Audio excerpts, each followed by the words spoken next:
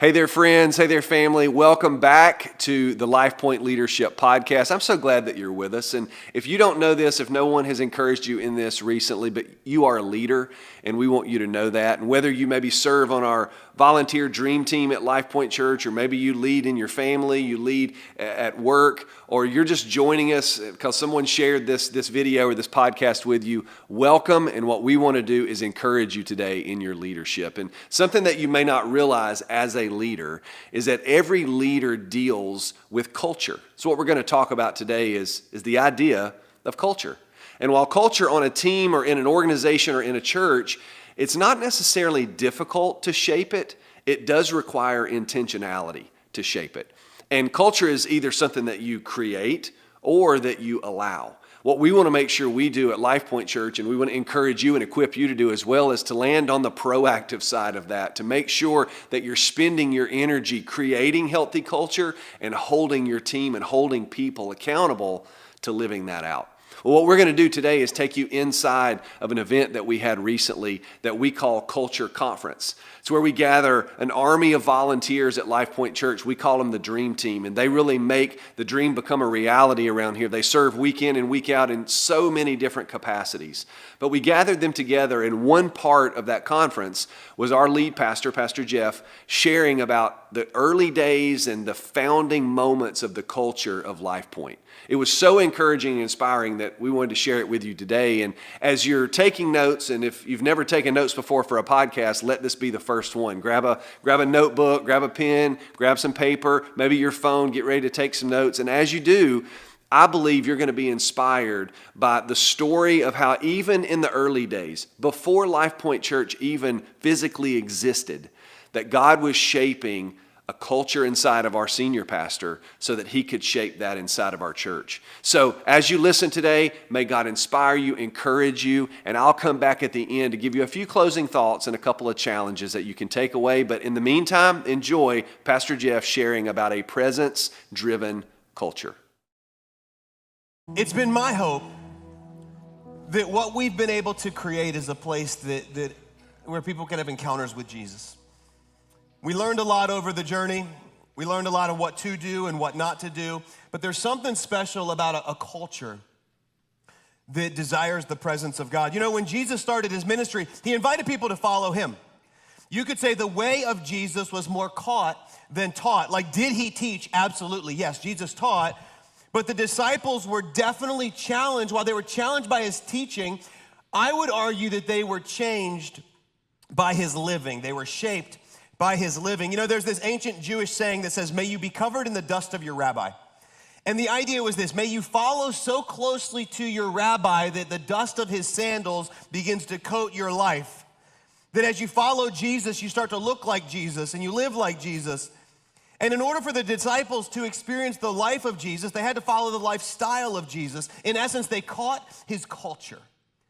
And then we know that when Jesus sent them to the ends of the earth, they carried that culture with them. And I think about the culture of Jesus.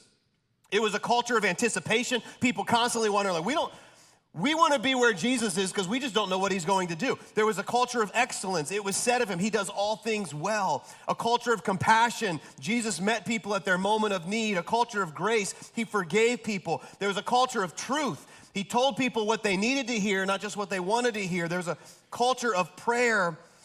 In essence, Jesus was showing them that while they're living in the culture of earth, it is possible to experience the culture of heaven. That's what we're trying to give people. Jesus said, may your will be done, your kingdom come on earth as it is in heaven. And it's the job of the believer to usher in the culture of heaven. It's like when Paul said, imitate me as I imitate Christ. Hang with me, I want you to catch the culture of Christ. And the longer an organization exists, this is why what we're doing today is so important. The longer an organization exists, the further it tends to drift from its origins and the fuzzier the vision and the culture can become. Because drift happens, am I right? Drift happens. Just last weekend, I went out and got on my surfboard for the first time in ages, went with some friends to Surf City. I haven't been there in 20 years.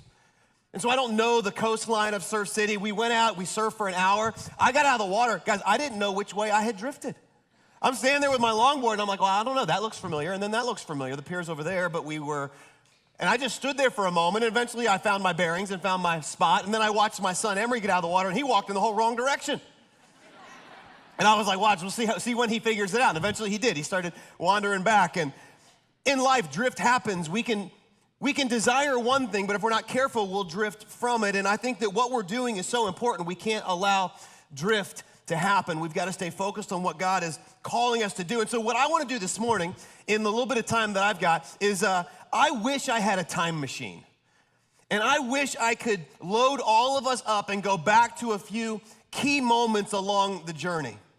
But I realized something, that over the journey of Lifepoint, I've had this practice off and on of journaling and just writing down moments that God was doing something significant and something special. I thought if it's okay with you, I'd love to take you, if I could get in our DeLorean and punch in the dates. That's a Back to the Future reference for those of you that younger folks.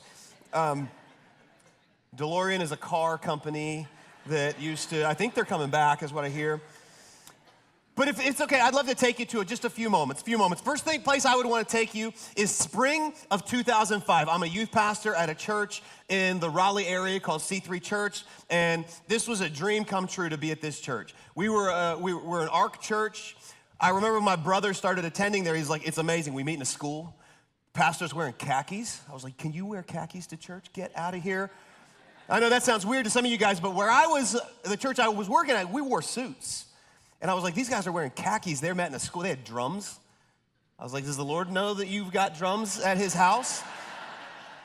and he started telling me about this church, and I said, it'd be amazing to work at a church that just had a heart to reach people that weren't going to church. That was such a foreign idea.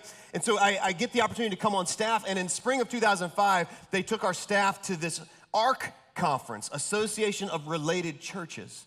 And I'm sitting in Baton Rouge where I have my first ever crawfish boil, and I'm listening to them talk about leadership and church planting, and something inside of me, like a switch gets flipped.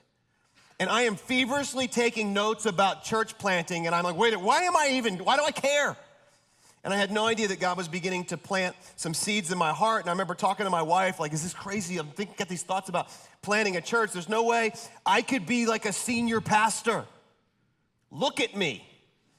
This doesn't look like senior pastor. And I remember hearing God, not in an audible way, but in my spirit, it was just two simple words that I began to hear repeatedly as the words, trust me. Trust me.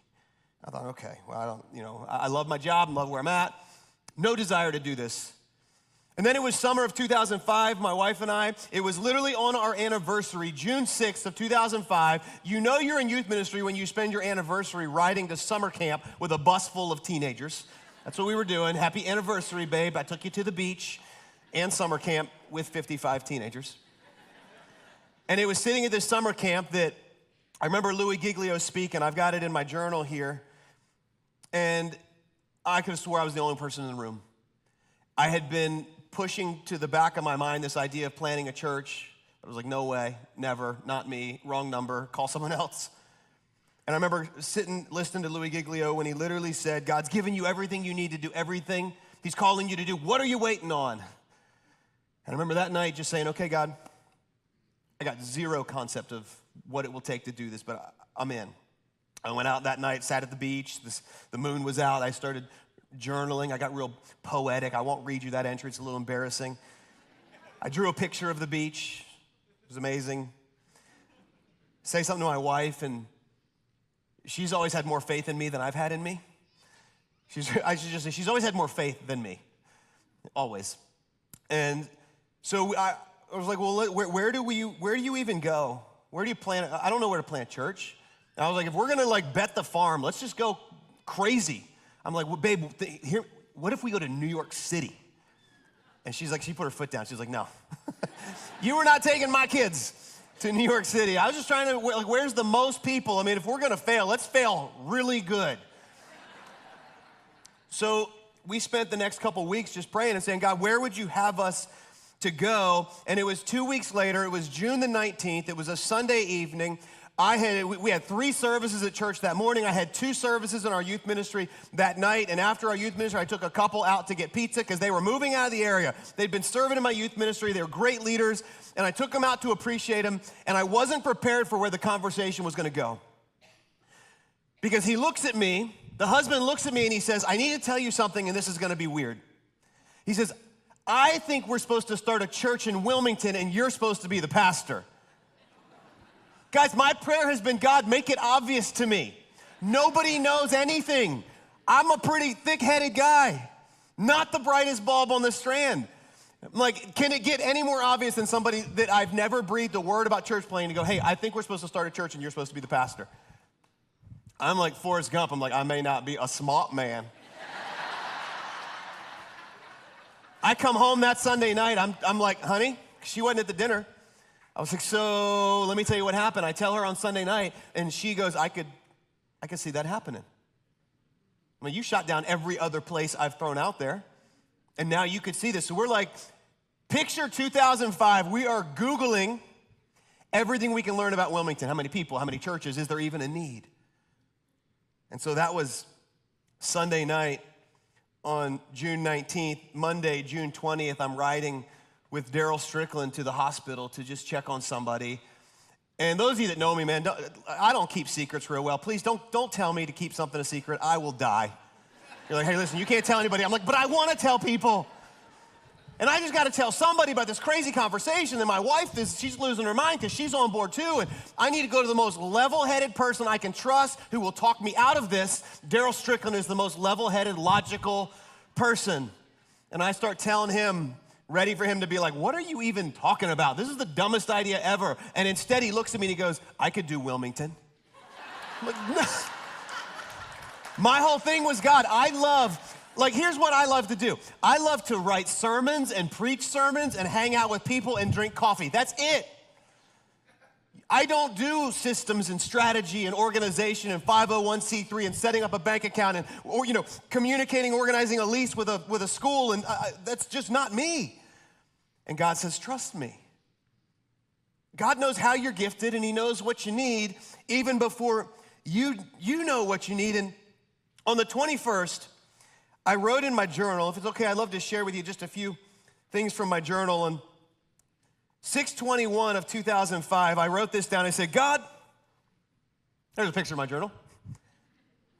Feels a little vulnerable right here. God, what I wouldn't give to see what you're up to. Could you really be steering us towards Wilmington? How insane could that be? I have a difficult time expressing in words the excitement that it generates in me. Of course I'm a bit freaked out. How will we eat? Hey, these are the real questions. Where will we live? But then that's a small task for you. Clothing the fields with grass, dressing the flowers in beautiful colors, painting the sky with the brush of your hand, providing for Jeff's family? Why not? I just want to tell you right now that I will go. Wow, it feels so good to say that. Yes, I'm in. I don't have a clue how, but then again, that's your department. I just want to be in the story, your story. Please continue to confirm in me the direction, and until then, give me the strength to stay faithful.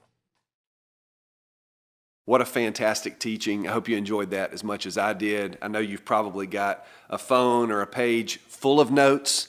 So what I want to do is not add any more to that, but I want to give you a quick, maybe couple of challenges or action steps out of this episode. And here's one. For those of you who lead on the team at Lifepoint, which is really what this podcast is all about, is helping those of you who serve in a volunteer capacity or you lead a volunteer team. It's helping you lead better and go further in that leadership. And for you, here's the challenge for you, is that of the notes that you've taken, of the story of the culture of Lifepoint, at least the snapshot that you got, how can you extract something from what you heard Pastor Jeff say and encourage your team in that this weekend? You know, culture is oftentimes telling or retelling the story of God's faithfulness and telling or retelling the story of why we do the things we do the way that we do them. So I would encourage you to pull one piece of that story into maybe your team huddle as you lead it this weekend, or maybe a time that you have in your small group, and to invest a part of that story into the culture of your team. Another takeaway would be for those of you who maybe you don't lead a team, you may be part of one, or maybe you in no capacity at all are a part of Lifepoint Church, but you are leading. What you heard Pastor Jeff share was his story. And it's the story of what God did in him and spoke to him and shaped and molded inside of him. And my encouragement to you is that in the same way that the Lord did that in his life and he shaped vision and culture inside of Pastor Jeff's heart, God's doing the same thing through your story.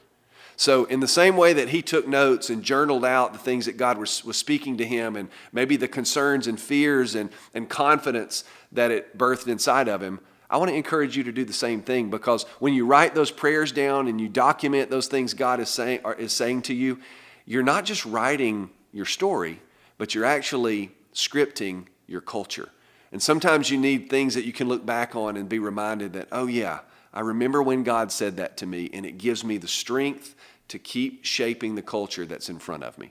So hopefully this has been encouraging to you. Hopefully this entire podcast series has been, and if you are new to it, we want you to remind you that this is a season of podcast episodes. We've got about 6 or 7 of them total, and they're releasing out the way that they are. Hopefully you're along for the ride. And I would encourage you, if this has ministered to you, encouraged you, challenged you in any way, hey, share this with a friend and articulate to them why you're sharing it with them. And we believe God's going to use you to make an impact in their life. All right, thanks for being here. We will see you on the next episode of the Lifepoint Leadership Podcast.